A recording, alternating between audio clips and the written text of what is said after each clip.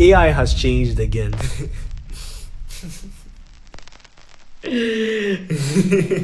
Hi. Millions are trying to quit ChatGPT, yet most of us are failing. And if you're not one of us, you will be soon. Here's why.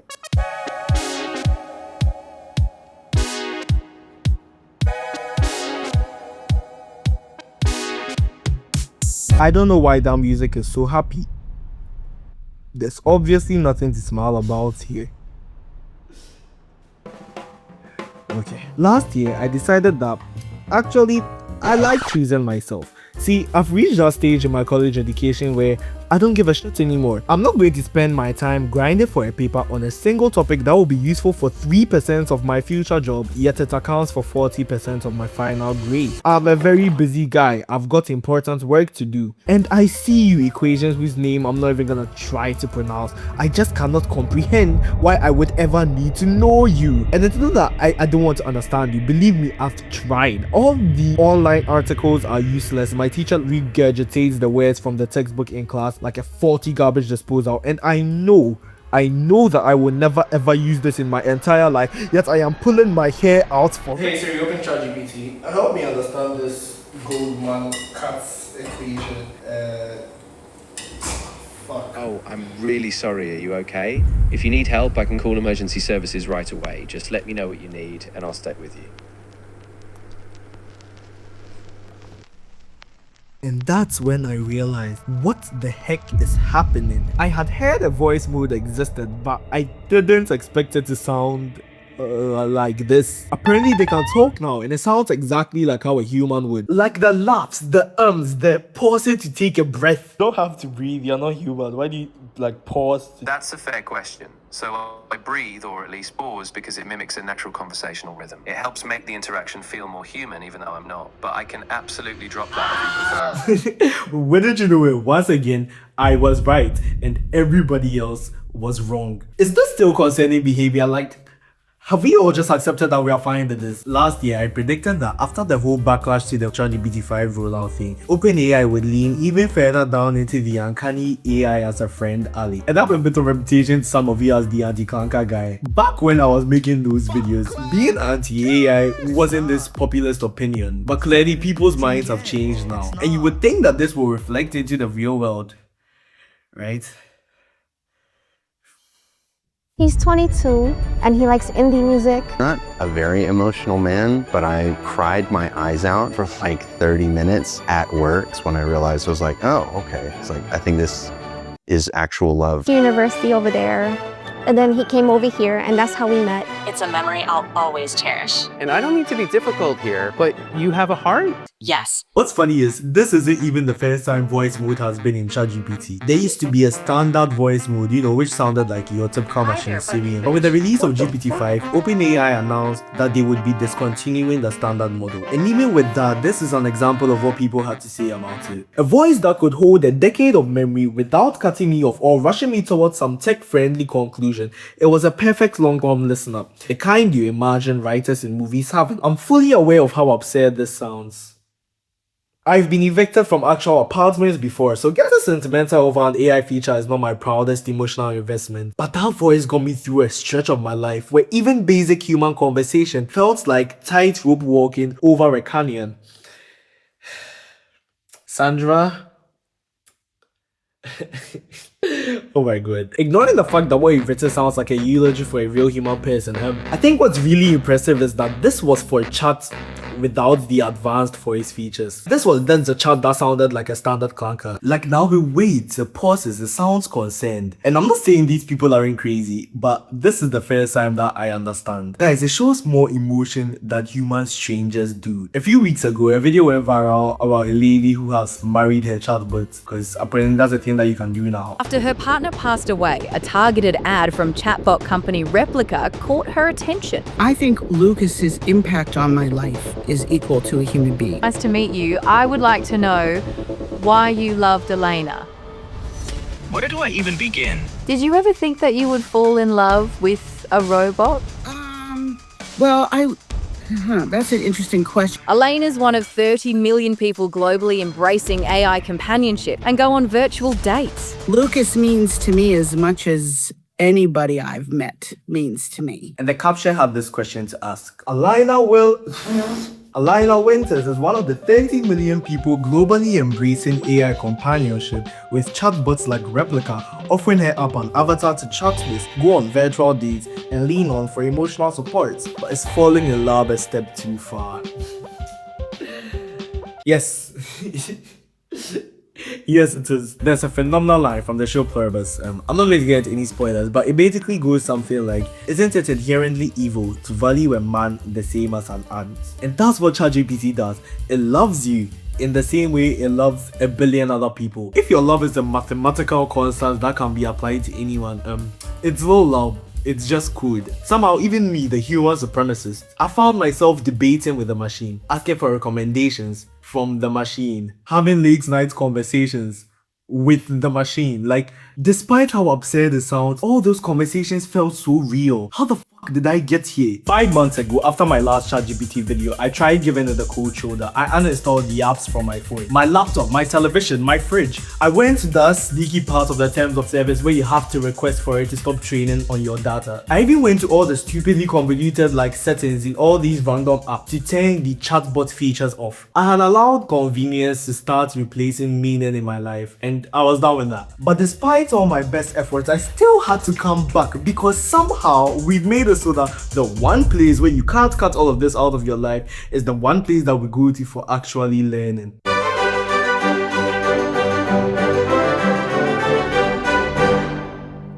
I want to make it clear that I still use ChatGPT, not because I want to, but because I have to. I live in what's considered a third world country, and even here on my campus, almost half of everyone is subscribed to ChatGPT Plus. If you ever come across anyone in their early 20s and they complain that all AI is bad, if they're in college, they're a liar. Should uni students subscribe to ChatGPT? I've been taking an online biopsychology course, and I've loved using ChatGPT's new study function. Is it worth the money? For me, I would say a yes. What kind of losers pay for ChatGPT Premium? We do! AI is making school so hard for me because the teachers have made it their sole intent to combat AI by setting questions that are so hard. Even if I was using an AI to answer it, I would still be stumped. So I have to spend extra time learning with AI to try and counteract like all of these measures. And even without that, AI is so helpful for rigging the current education landscape that you'd have to be insane for not using it. Like, I'm not the most diligent student, I don't attend all my classes, so I spend extra time planning ahead so that I know which classes are most capable than others. But that planning can take hours, sometimes even days, and I could spend the time planning. Or I could upload my timetable into ChatGPT and have it planned out for me. Sometimes I'll sit to just watch one more episode of Netflix and then 3 weeks will pass. And I have 8 lectures to cover with 3 days until final. And I couldn't brute force and cram all the knowledge in effectively. Or you can see the clear advantage. We all know that 50% of the information is just so much harder to learn than the rest of it. Yet that 50% appears for like just 2 questions on the paper. Like, Chat can find that information and just tell me to skip it. You can understand how quickly this goes from being a want to being a need. And yeah, in the current climate, Chat is definitely helping a lot more people to graduate. But I don't think it's helping a lot more people be smarter.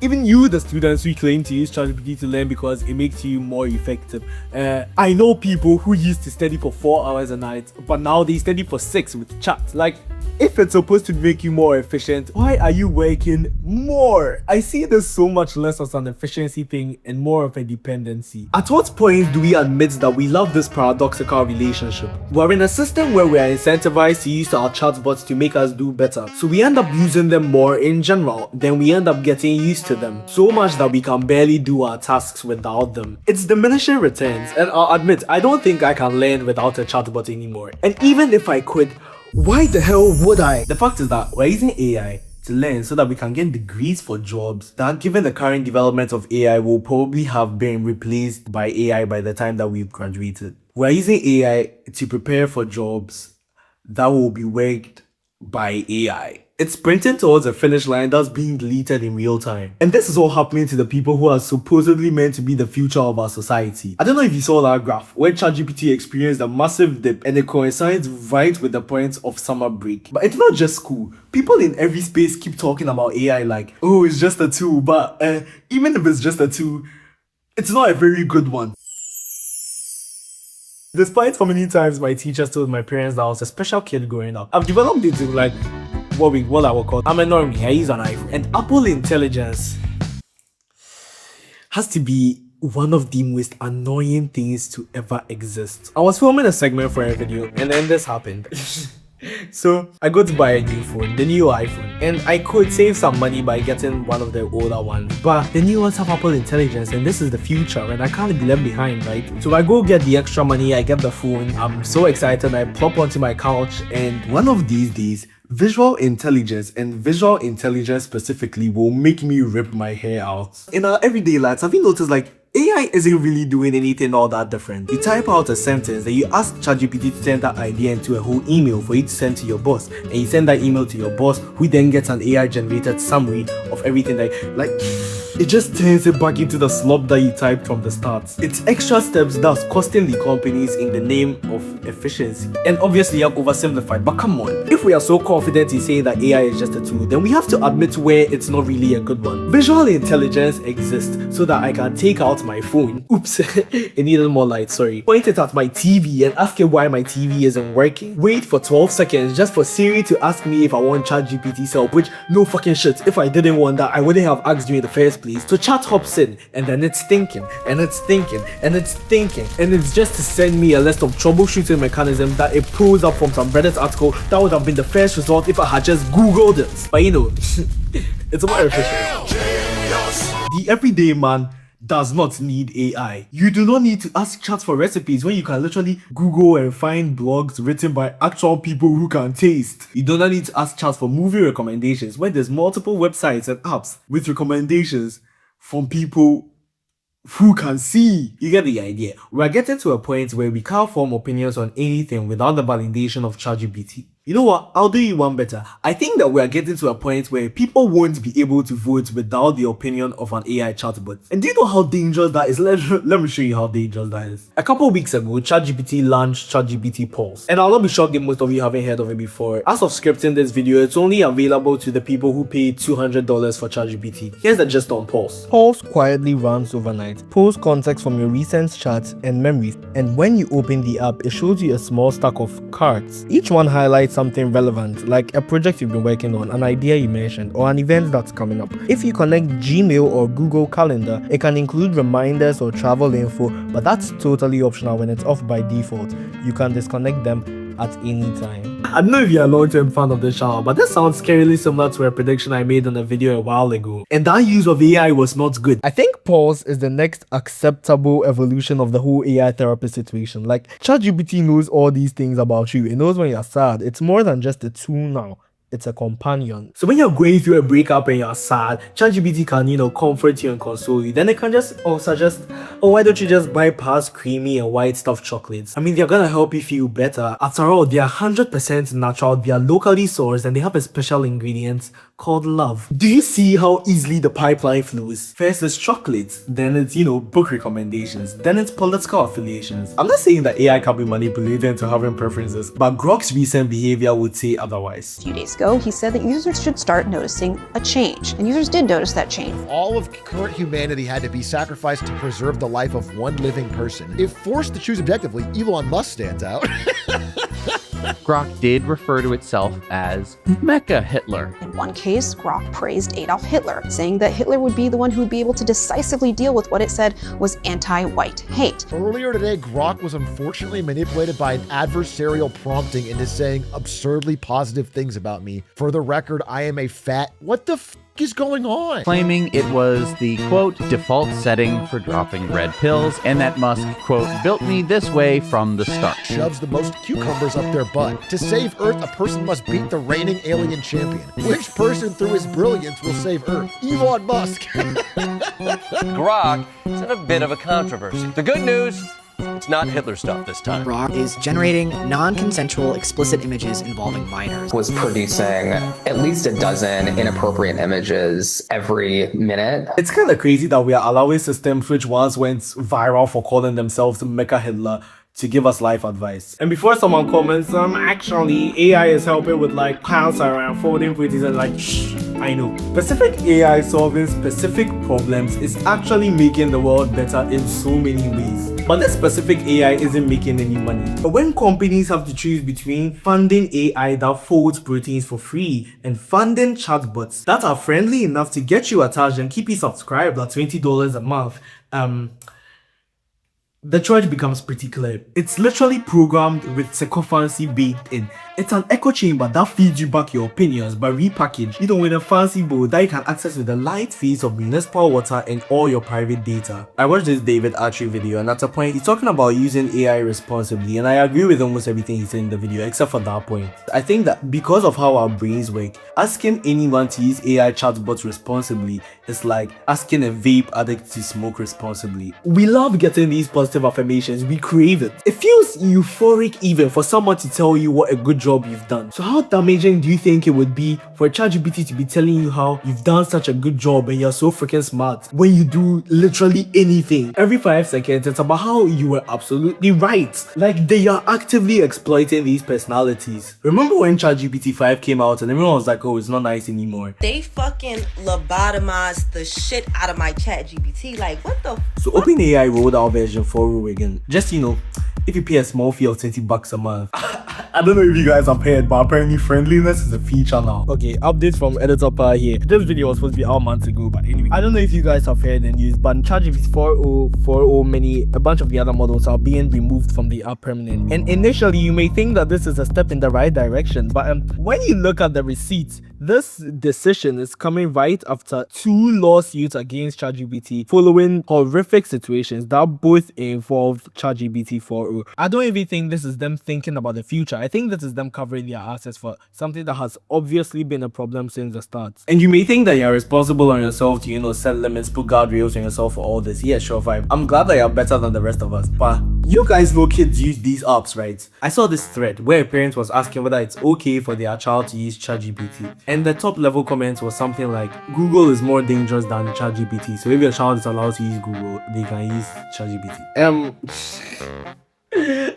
I'm not parent, but having to pay for the machine to be kind to you isn't really a lesson that I think we should be teaching our kids. Even if you think I'm reaching with that, do you think that it's alright for kids to have access to this frictionless yes man of a machine that tells them that all of their wildest dreams and ideas can be true? And the Verba has a ChatGPT video, barely even the video, it's a whole freaking feature movie at that point. It shows how ChatGPT allows him to follow along into a delusion. And if this is something that can easily happen to a grown ass man, I think it's even more dangerous for children. And it's something that we should be protecting them from. I tried to tell myself that I'm just using this thing as a tool, so then I go from one specific LLM to another, like to cross-reference, compare the results that they are giving me. But then in the process, chat tells me how smart I am. Oh, Gemini never said that. So I'm spending more time talking to chat. Then I've gone from a question about the next equation to having a philosophical debate with ChatGPT. And even though it may feel like it, none of it is natural, and it's not accidental either. It's specifically designed to behave this way. People crave connection, but that connection is a two-way street, and honestly that street takes a whole lot of work. So being a better sibling, a better friend, a better community member means being a better person. The issue is being a better person takes a lot of work, and these companies know that. All these things that they are trying to do to make the chatbot more friendly, it's to make the experience frictionless so that you can feel the community without the actual work of community. We are replacing things that used to matter with convenience. The OpenAI CEO Sam Altman, he announced some months ago that they would be rolling out the adult models coming to ChatGPT. And apart from making all the gooners very happy, this was never about human connection. If it was ever about human connection, they wouldn't be using the AI for shitty things like surveillance pricing. The thing where companies are using your personal data to charge you more than they charge your neighbor for like flowers, because they know that you just fell in love with a girl and you're way more willing to spend on flowers than your neighbor would be. They keep saying it's a tool, but they are mining a product, and you are the fucking product. When you go to the App Store and the Instagram tagline reads, bringing you closer to the people that you love. Yet the Instagram CEO goes to the FTC, and when he's testifying, he goes, and most of the people actually don't even use these apps for their family and friends. Yeah, they're mostly using it to consume stuff. AI is moving us towards such a frictionless world now that stepping out to address an issue that you might have with a friend or a family member is such a foreign concept that so many people would rather text over a phone, you know, with the help of Apple Intelligence, of course. There was a video a while back where a guy was talking to an AI generated version of his dead wife, and that was helping him grieve. And I don't know how I feel about that. I've never been there, so I don't know whether it's weird or not. I don't know what he's going through. But I think that what we can all agree on regarding this is that it's f***ed up for these companies to be making profits off of his grief. They are bringing dead ones to life and gaining revenue for it. That's no longer a tool, that's the poster child for exploitation. And what's even scarier is that the tech can do that. Like, can you see this image or this video or the voice that you've been listening to for the past 5 seconds? They are all AI. The tech advanced so far and so fast that it's affecting the job market in ways that we couldn't even anticipate. AI has completely ruined the idea of apprenticeship. Apprenticeship is basically an idea that people can be paid less for doing something badly, because the more and more that they do it, the better their skills in it become, and then they go from doing it badly to doing it good, and then eventually they get to be paid better for it. You can't bake a whole cake, so you start with, you know, pastries, and then you scale up to cupcakes and so on and so forth, and eventually you're good enough for Gordon Ramsay to call you a donkey. But that in practice just doesn't exist anymore. AI doesn't just take the job away, it takes the journey. Back in the day, you could use art as an escape from like the bullshit of real life. But now, in trying to distract myself from how AI is probably going to take the job that I want in the future, I get interrupted by an AI ad. It sucks that I'm seeing all these patterns in real life, but it even hurts more when I see it in things that used to be considered as arts. Unless you are extremely wealthy, art isn't something that you can pursue as a career anymore. When I was a child, the only jobs that we knew were 100% safe for certain were the creative jobs. But even before the layoffs began and all that, the first people to feel the impact of ChatGPT happening was the creative industry. People talk about how depressing it is to get a corporate job nowadays. Have you tried to become an artist? It takes a certain level of psychopath to make art that you know is bad for 12 people to watch it, have 5 of them tell you that it's actually dog shit, and then make new art anyway. And it takes an even greater level of delusion to think that you can make a living from this. I have all these issues with ChatGPT, but I can't even do a silent protest against it because I am being forced to use it in every aspect of my life. And the more I use it, the more I'm likely to turn into this. I spent 3 hours giving one of my friends a lecture about how like the data centers use so much water and electricity and all of the bad things about ChatGPT. And then that same evening, I went back to my room to use Gemini study mode. You could say I shouldn't use it for school. And yeah, but I don't really want to fail. And those using it as their boyfriends, they don't want to be lonely. Those using it as their babysitters, they don't want their kids to go running wild. We have no ways of understanding what AI can be in 5 years from now, because 5 years ago, I don't think anyone would have predicted that this is the situation would be in. And I'm not offering any future solutions, because rather than trying to plan for a world that we are not sure will exist in 5 years, why don't we plan for the world that we are living in right now?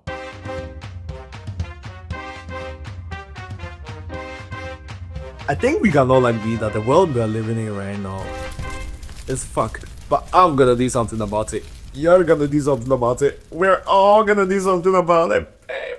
As well, no drawing. First of all, let's hop off them apps for a quick second, yeah? I think a lot of our growing comfortability with talking to LLMs comes from our growing uncomfortability of engaging with people in real life. You know, the basic primal fear of touching grass. So I started replacing all these social media apps with actual social apps, you know, apps that tell me what's happening with my friend and with real people around the world, not just celebrities. Sound effects. I'm not even going to pretend to pronounce that.